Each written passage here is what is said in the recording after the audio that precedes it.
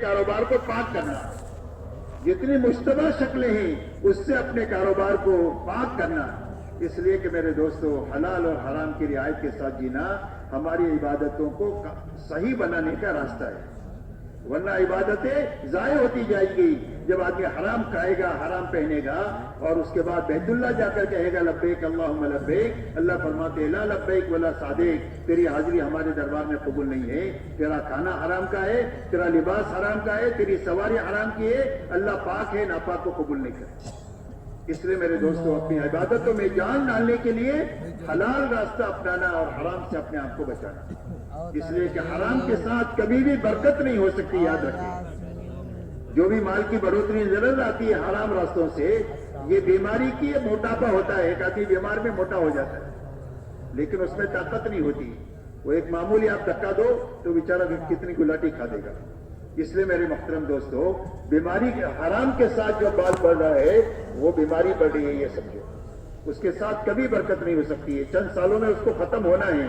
اللہ نے قرآن میں فرما دیا یمحق اللہ الربا ویربی الصدقات، اللہ سود کو مٹائیں گے، صدقے کو بڑھائیں گے۔ یہ پکی بات ہے کہ حرام کا راستہ یہ مٹنے کا راستہ ہے، یہ آبادی کا راستہ ہو نہیں سکتا۔ رہا خواہشات کی پوری کرنے کے لیے اللہ نے جنت بنائی، تو دنیا میں خواہش کو کیوں رکھا اللہ نے؟ کہ دنیا میں خواہشات کو اللہ نے رکھا ہے وہ حکم کے مقابلے میں توڑنے کے لیے رکھا ہے، پورا کرنے کے لیے نہیں رکھا۔ جب حکم کے مقابلے میں خواہش کو توڑیں گے تو اللہ ایمان کی حلاوت نصیب فرمائے گا۔ حدیث پاک میں آتا ہے کہ ایک آدمی راستہ چل رہا ہے، راستے میں کوئی حرام چیز نگاہ کے سامنے آ گئی تو اس نے اپنی نگاہ کو نیچی کر لیا، اس لیے کہ ایمان والوں کو حکم ہے کہ اپنی نگاہوں کو نیچی رکھے، حرام پر اپنی نظر نہ ڈالے۔ جب یہ حکم پورا کر لے گا تو فرمایا اللہ اس کے دل میں ایمان کی وہ حلاوت پیدا فرمائیں گے جس کو وہ اپنے دل میں محسوس کرے گا۔ ایسا ہی جتنے عوامر آتے ہیں اس کے مقابلے میں خواہش آتی ہے۔ فجر کی اذان ہو رہی ہے اور نیند آ رہی ہے، تو اب نیند کی خواہش کو توڑنا حکم کو پورا کرنے کے لیے۔ ایسا ہی آپ زندگی بھر دیکھو گے تو حکم آئے گا وہاں خواہش آئے گی، تو خواہش کو توڑنا اور حکم کو پورا کرنا، خواہشات اللہ نے توڑنے کے لیے دنیا میں بنائی ہے اور پورا کرنے کے لیے اللہ نے جنت بنائی ہے۔ اسی لیے فرمایا جو اپنے خواہشات کو دنیا میں توڑے گا حکم پورا کرنے کے لیے اور طریقوں پر چلنے کے لیے، اللہ تعالیٰ اس کی خواہش کو جنت میں پوری کریں گے۔ اسی لیے فرمایا وَلَكُمْ فِيهَا مَا تَشْتَهِي أَنفُسُكُمْ وَلَكُمْ فِيهَا مَا تَدَّعُونَ، تمہارے لیے جنت میں وہ ہے جو تمہارا جی چاہے۔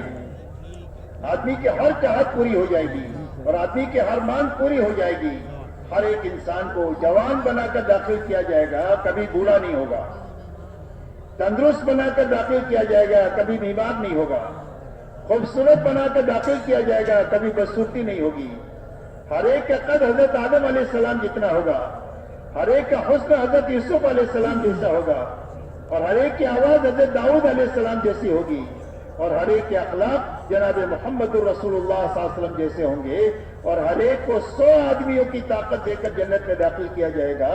وہاں پر اللہ کی نعمتیں بڑھتی ہی چلی جائے گی، کبھی نعمت سے روک ٹوک بھی نہیں ہوگی اور کبھی نعمت ختم بھی نہیں ہوگی۔ ہاں کم سے کم درجے کے جنتی کو 80,000 غلام ہوں گے جو اس کی خدمت کے لیے آتے جاتے رہیں گے، 70-72 حوریں ہوگی، پانی کی